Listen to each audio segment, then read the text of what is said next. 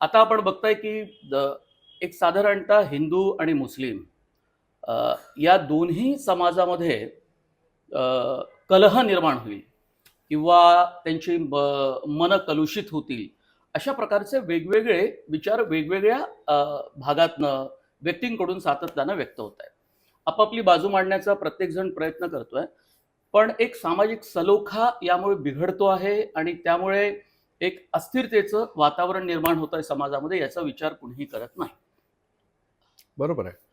एकतर कसं हे सगळं वातावरण बिघडवण्याचं काम राजकारणी लोक करतायत आणि राजकारणी लोकांचं ध्येय एकच आहे, सत्ता काबीज करणं. सत्ता काबीज करण्याकरता ज्याप्रमाणे पूर्वीचे राजे लोक कत्तली करत असत आणि त्यांना त्यात काही गैर वाटत नव्हतं, कोणाचं काही भलं होते नुकसान होते याचा विचार ते करीत नसत. अगदी तोच प्रकार आताच्या राज्यकर्त्यामध्ये आला आहे. राजकारणी क्रूर झालेला आहे.